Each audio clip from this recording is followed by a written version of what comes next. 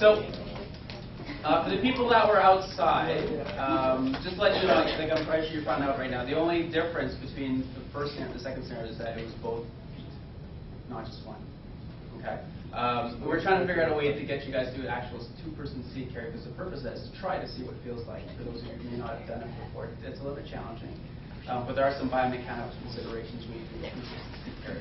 Now, if you find that the person that you're carrying, it's virtually impossible to lift this person, let's say high school football, and you're about 5'2", and this person's 300 pounds, then you need a signal for your coach to send out two players. I usually use 2 fingers, and they'll send 2 people out to help carry this person off to the side. So that was the main difference.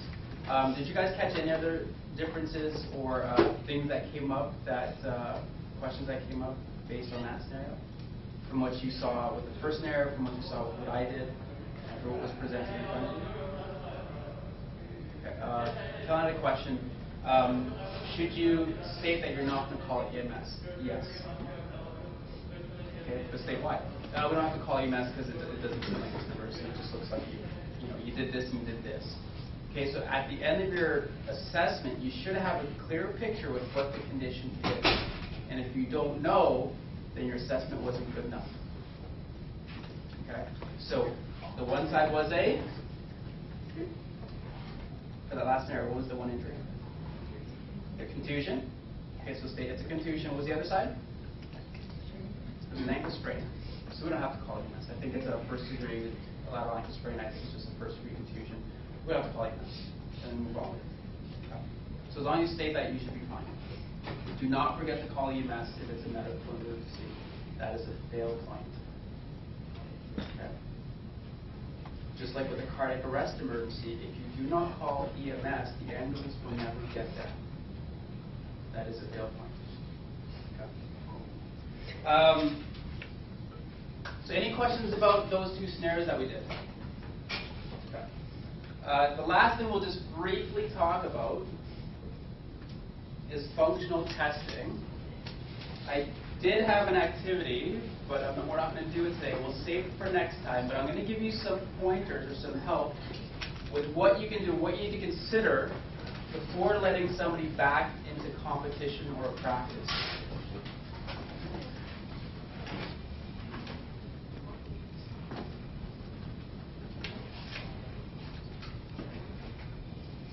Okay, so guidelines. When you do your history, what you need to put together for them to do is guided by your history. By your assessment. Can be determined during the assessment. Watch their gait, watch their function. Watching patient during the assessment, how they move during the assessment. If they're having problems with this already, just basic walking, standing there like they can't even wayfare, then you know they're not going to go back yet if it's a lower extremity issue. Okay? So take that into consideration first. To assist in return to play decisions, this is in the literature. So minimal to no pain. There's no numbers. So I'd probably say anything up to a 3. But again, that's why you got to get to know your players, because some have a higher pain tolerance than others. So what most sources say is minimal to no pain with the test during the tests that you put them through. Range of motion strength has to be close to 100%. It must be. If it's not, they're not going to be able to function normally. And then consider some type of support technique to protect or to assist. The first thing you need to figure out are what the demands of the sport are. For those of you who have done any strength and conditioning or personal training, it all goes back to what are they going to be doing out there? Okay, what is the demand of the sport or activity? Power, endurance, agility, coordination, balance, and any of those things. Sport activity breakdown. You need to start off always with simple movements first and then move on to complex. Gradually increase complexity by combining the movements in different planes. For example, we can go linearly, backwards, sideways. Okay, then you can do rotations, pivoting, right?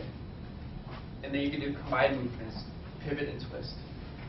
Because this, pivot and twist, there is still stress going through my ankle, even though it's an all upper body thing. So what sport would you consider doing that type of movement with? Hockey, what else? Field stuff. hockey. Basketball. soccer, there's a lot of sports, right? Baseball, okay? But then that's how you go from simple to complex.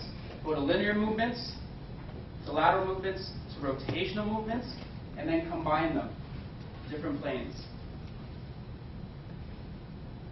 And then the last thing, gradually increase intensity. Let me see you go at 25%. Okay, level, let me see you go at 50%.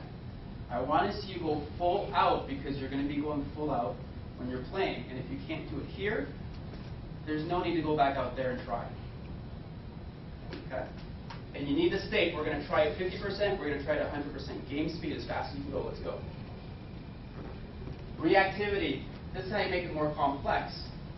Turn it into a defensive drill. So you have to watch practice and how they warm up. Break down their major skills into smaller ones, and those are your tools that will help you during functional return to play testing. So next time you go to practice, pay attention to the little things that they do during their small drills. Anticipation, movement preparation, that's typically for defenders. They have to pay attention to the offensive person. And then decision making. So decision making, like for a quarterback, for example, if it's a lower body issue, they have to do a 3-step drop, and then they have to decide to fake one way and throw the other way. So that's part of that as well. And you can make stuff up.